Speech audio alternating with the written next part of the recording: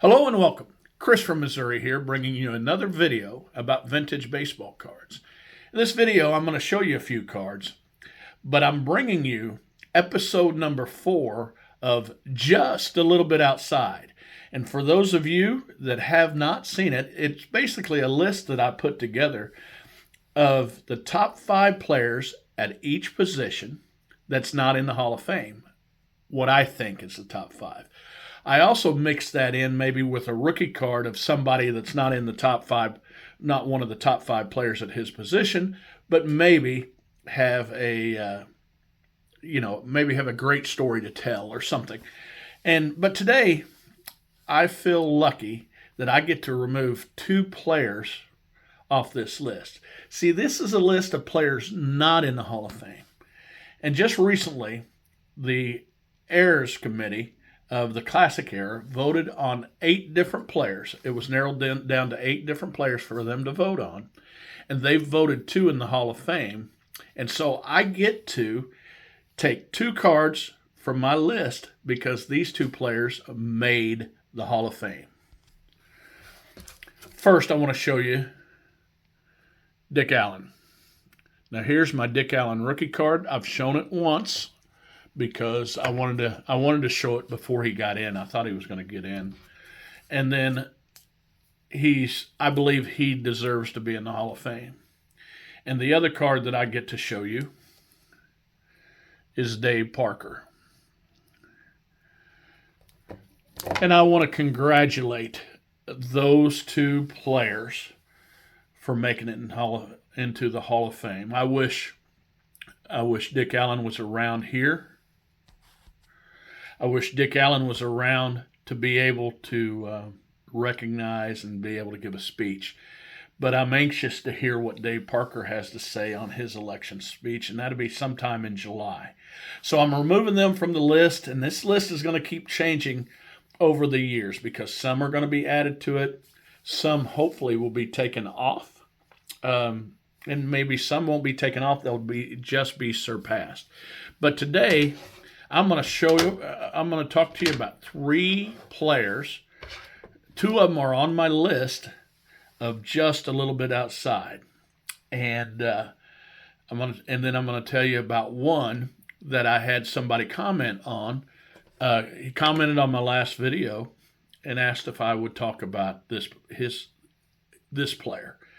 And I'm excited to because one of my favorite players growing up. But the first guy I'm going to talk to you about is Lou Whitaker. Now, Lou Whitaker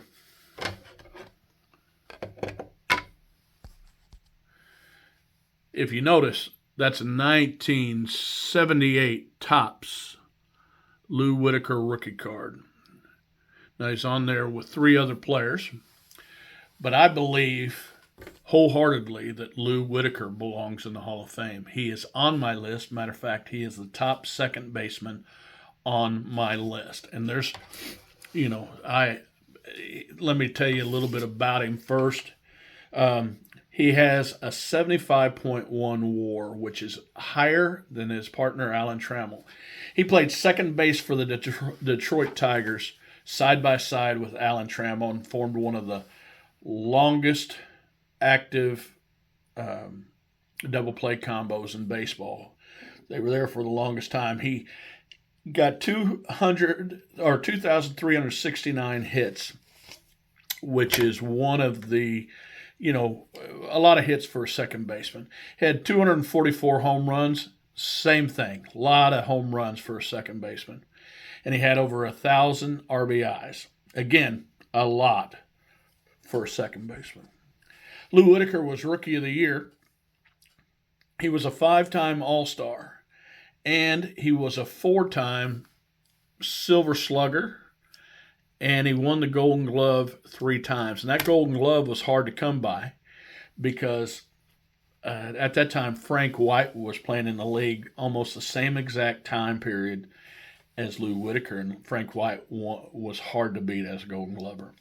If you look up Baseball Reference and you see what players that he's similar to, it's interesting to see these names: Ryne Sandberg, Alan Trammell, Roberto Alomar, Joe Morgan, and Barry Larkin.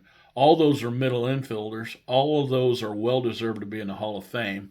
I believe Lou Whitaker's not knocking on that door, but they ought to let him kick that son of a gun down because he belongs in there. Now, I come to understand and hear stories about him being kind of flaky at times, but man, he was a heck of a player. And so on my list is Lou Whitaker. Next person on my list. Next person on my list is my father-in-law's favorite player growing up. When he was a kid, he used to love Rocky Colavito. Now, Rocky Colavito just recently passed away.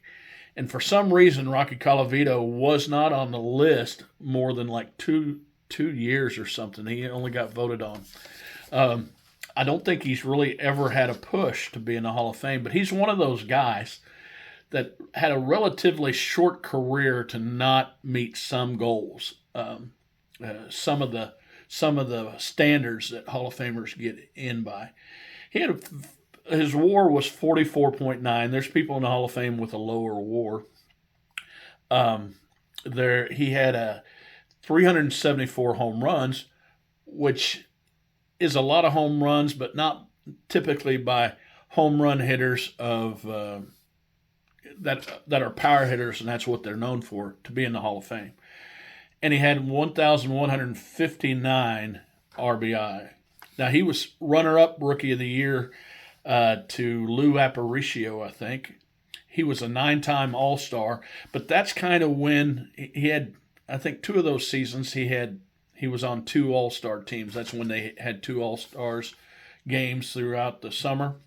And he was a 9-time All-Star. I can't take that away from him. 6 times he was in consideration for MVP, but not really close. He led the league in home runs one time with 41, he had a couple league leader stuff, but it's not, his baseball card's not scattered with a bold black ink on the back, if you know what I mean. He was traded to the Tigers in one of the most famous trades in the world, especially at that time. Two days before the season started, he was traded to the Detroit Tigers for Harvey Keene. Now, what's strange about that is Harvey Keene led the league the year before in batting average, and Rocky Colavito led the league before in home runs. And he went on to play with the Tigers and had some really good seasons. Matter of fact, they won that. The Tigers won that trade because Cleveland, I think, traded Harvey Keene the next year, and I think he might have even got hurt. But there is some cool things that happened to him. He played a complete year, and 150 games or something. But he played a complete year without making an error out in right field.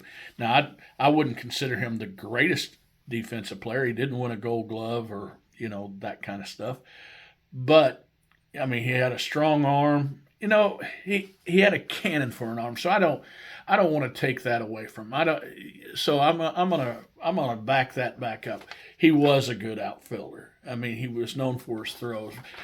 They moved Al Kaline to center field and had him playing right field for a year or two. And then he moved over to left field with the Tigers. But no, I take that back. He was a good defender. If he hit 4 consecutive home runs in a game, that hasn't been done very many times. And he was just a power hitter. Matter of fact, the first 11 seasons of his first 11 seasons, he had over 20 home runs first 11 seasons, and I think that has since been tied, maybe, or might have been broken, but he was one of the first ones to ever do that. There was, oh gosh, maybe one of the top 3 or 4 guys, earliest guys to do that. So he was well liked, and my father-in-law liked him because my father-in-law grew up in Middle Missouri. But at nighttime, he could get a radio station and listen to Cleveland baseball games and stuff growing up. And do I think he belongs in the Hall of Fame? I don't know, but he's one of those guys with a short career. I mean, his last 2 or 3 seasons, he just didn't, he just didn't add up, and he ended up retiring. He's similar to guys like Don Mattingly, who didn't have a long season and a long career. He became a manager or a coach, but he also was a broadcaster, and he was well loved in Cleveland. He was well loved in Cleveland, and I think he was voted one of their top 50 players or 100 players a few years ago, and they retired. He's in the Cleveland Indians Hall of Fame.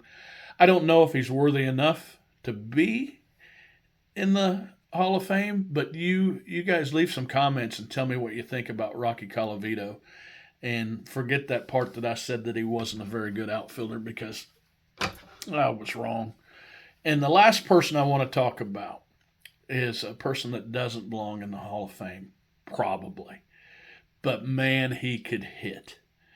And I loved him growing up. See, we weren't very wealthy at all, but in 1983, maybe 82, 83, my family got cable. And oh my gosh, you could watch WGN or TNT. And so that meant you got Braves games and you got Cubs games. And I'm molding my mind a little bit. I'm a little bit older at this time, maybe 14, 15 years old, and loving baseball. And so I became a Dale Murphy fan because of the TNT network, or the Turner Broadcasting station. And then WGN, I became a Bill Buckner fan. And Bill Buckner is known with a lot of you younger people as the guy that let the ball roll through his legs in the '86 World Series. We see highlight or lowlights of that every year when the World Series comes around. We talk about it a lot. But Bill Buckner should not be just known for that. That son of a gun could hit. Now, this is where I don't understand WAR. I mean, I use WAR a lot. I blurt that out a lot because it's some kind of way I can justify, why I pick a player over another player. But this, I don't. With Bill Buckner, I don't get it. See, his WAR is 15. Now, guys, Bobby Witt's hasn't been playing for the Royals very long, but I would imagine he's on the verge of hitting 15 for his career, and he's had a three season career. So I don't know where they get that Bill Buckner has a 15 WAR, but he has, Bill Buckner has 2,715 career hits, 174 home runs, which isn't much, but he wasn't a home run hitter. And he has over 1,200 RBI. Now, he played baseball for 21 for 21 years, and he played up until he was 40 years old. And late in his career, it looked like he needed help just walking up to home plate to hit. But man, could he hit. He was a 5-time most valuable player, they considered him. Never up there very high, though. I mean, he wasn't up there very high. He started out playing with the Dodgers, and that's what his rookie card is. His rookie card's a 1970 Los Angeles Dodger. But if you look on Baseball Reference, this tells you how good he was. He's mostly compared to Al Oliver, Steve Garvey, Mark Grace, Vada Pinson, and Jose Cruz. Now, none of those guys are in the Hall of Fame, but some of you will remark and tell me that one of those, or two of those, or three of those guys belong in the Hall of Fame because they were all good players. And Bill Buckner was a good player. My last thing I want to say about Bill Buckner is in 1983, he caused my favorite player at that time, George Brett, to go on the disabled list. See, George Brett had an off day, and he was doing laundry, and he heard the announcer say, "Now batting, Bill Buckner. He loved to watch Bill Buckner hit, so he dropped everything and he started running toward the TV, and he stubbed his toe on a door casing, and he had to go on the disabled list. Now that's one of the weirdest stories of a person. What reason a person had to go on the disabled list? But that's a true story. George Brett tells it often. But I want to show you Bill Buckner's rookie card.